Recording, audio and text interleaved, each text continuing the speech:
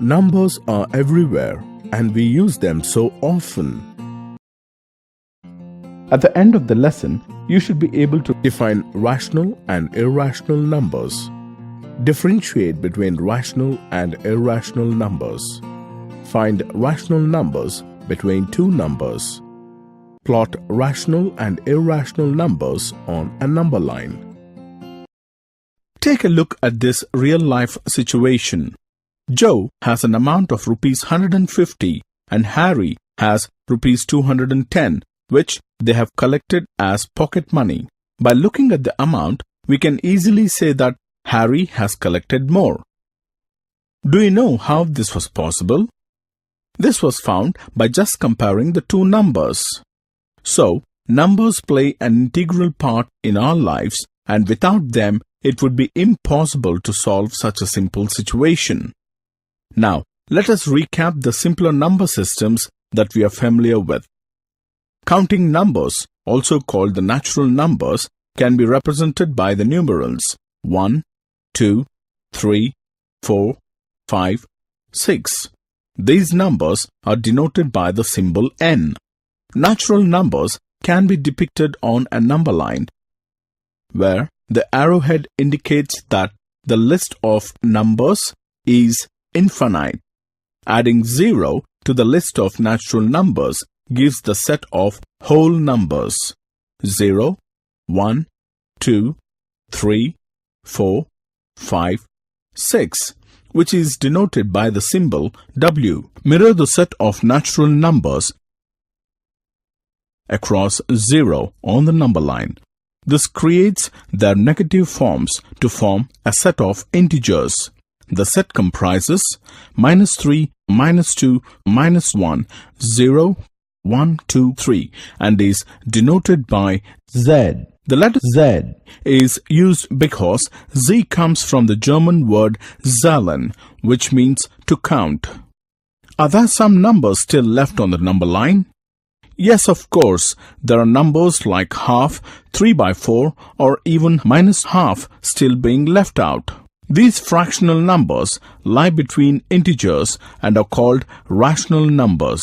So, rational numbers are numbers that can be expressed in the form p/q, where p and q are integers having no common factors and q is not equal to 0.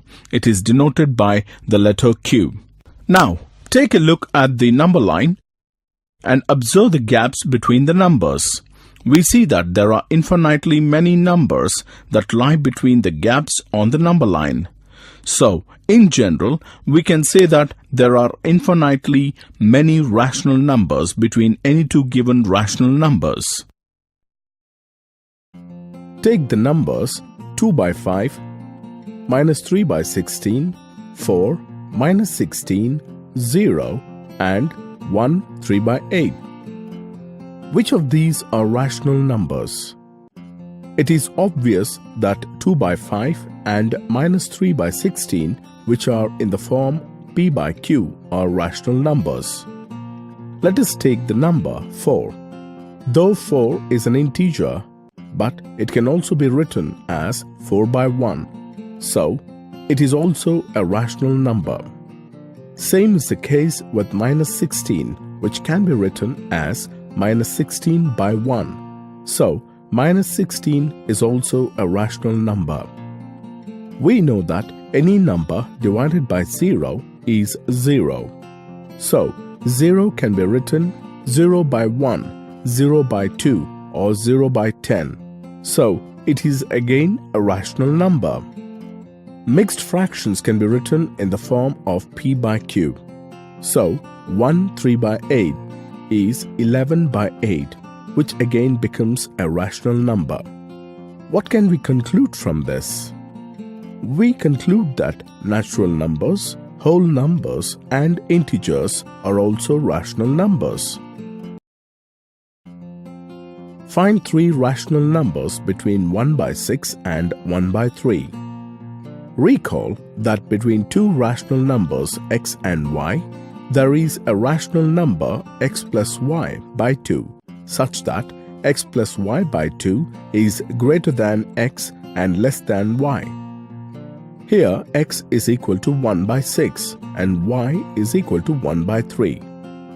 So, a rational number lying between them is equal to 1 by 6 plus 1 by 3 divided by 2. Taking LCM, we get 1 plus 2 by 6 divided by 2, which is 3 by 6 divided by 2, or 3 by 6 multiplied by 1 by 2, which is 3 by 12, or in the simplest form, it can be written as 1 by 4. Hence, 1 by 4 lies between 1 by 6 and 1 by 3.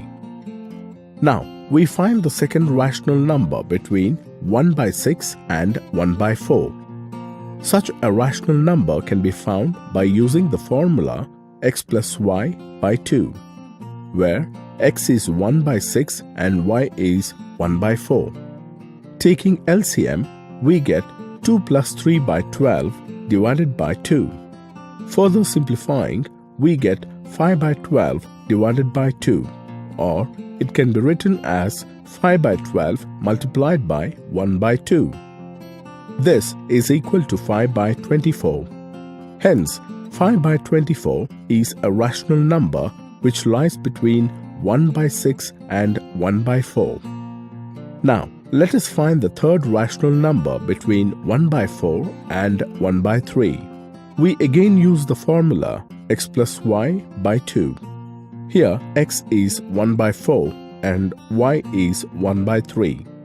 Taking LCM, we get 3 plus 4 by 12 is divided by 2, or 7 by 12 divided by 2. This can also be written as 7 by 12 multiplied by 1 by 2. This is equal to 7 by 24. Hence, 7 by 24 is a rational number that lies between 1 by 4 and 1 by 3.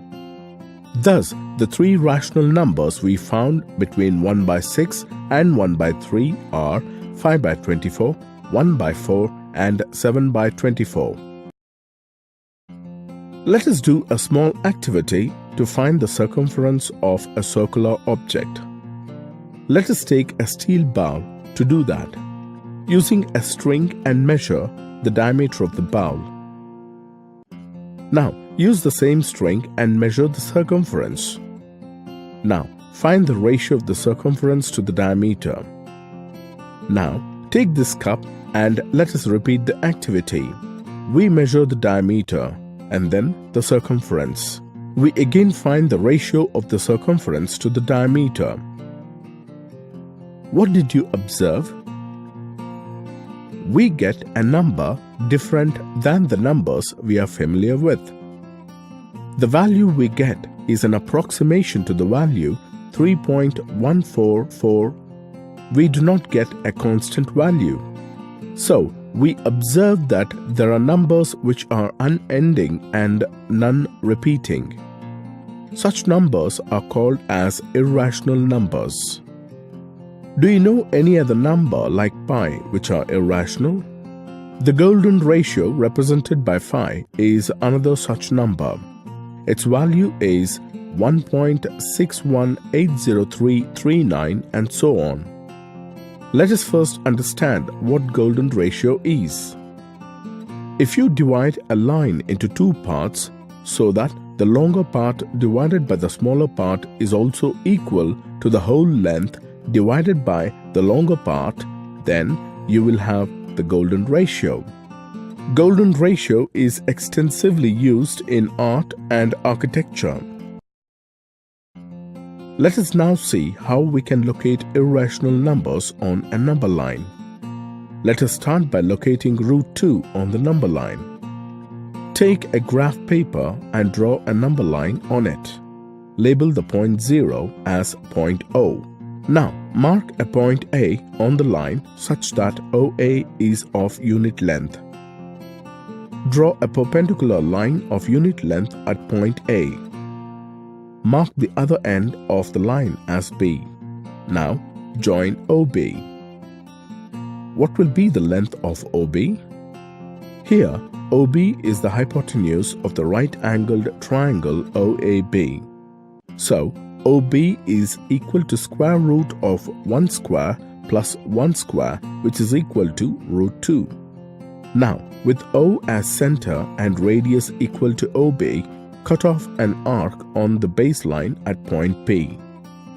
What is the length of OP? Since OB is equal to OP, its length is root 2. So, point P represents root 2 on the number line. To plot root 5 on the number line, we continue from the plotting of root 2. Now, extend the line OB. With B as center, cut arcs of equal lengths on either side of the line. Construct a perpendicular bisector at B by drawing arcs from one of the point and cutting the previously drawn arc from the other point. Join the point of intersection of the arcs to the point B. This is the line perpendicular to OB. Now, with the measure equal to AB, cut off equal length on the perpendicular drawn. Label the point as C. Join the line segment OC. Can you find the length of OC? Here, OC is the hypotenuse of the right-angled triangle OBC. So, OC is equal to square root of root 2, the whole square, plus 1 square, which is equal to root 3 units. Now, with O as center and radius equal to OC, cut off an arc on the baseline at point Q. So, point Q represents root 3 on the number line. Now extend the line OC. With C as center, cut arcs of equal lengths on either side of the line. Construct a perpendicular bisector at C by drawing arcs from one of the point and cutting the previously drawn arc from the other point. Now, join the point of intersection of the arcs to the point C. This is the line perpendicular to OC. Now, with measure equal to AB, cut off equal length on the perpendicular drawn. Label the points as D. Join the line segment OD. Here, OD is the hypotenuse of the right-angled triangle OCD. So, OD is equal to square root of root 3, the whole square, plus 1 square, which is equal to root 4 units. Now, with O as center and radius equal to OD, cut off an arc on the baseline at point R. The point R represents root 4 on the number line. Now, construct a perpendicular bisector at D by drawing arcs from one of the point and cutting the previously drawn arc from the other point. Cut off a length of measure AB on the perpendicular drawn. Mark the point as E. Join the line segment OE. Here, OE is the hypotenuse of the right-angled triangle ODE. So, length of OE is equal to square root of root 4, the whole square, plus 1 square, which is equal to root 5 units. How do you locate the position of root 5 on the number line? Now, with O as center and radius equal to OE, cut off an arc on the baseline at point S, or OS is equal to root 5. And S is a point on the number line which represents root 5. Do you notice any pattern being formed when we plot square roots on the number line? Yes, if we continue plotting points on the number line, it will form a spiral. It is sometimes also referred to as the Wheel of Theodorus.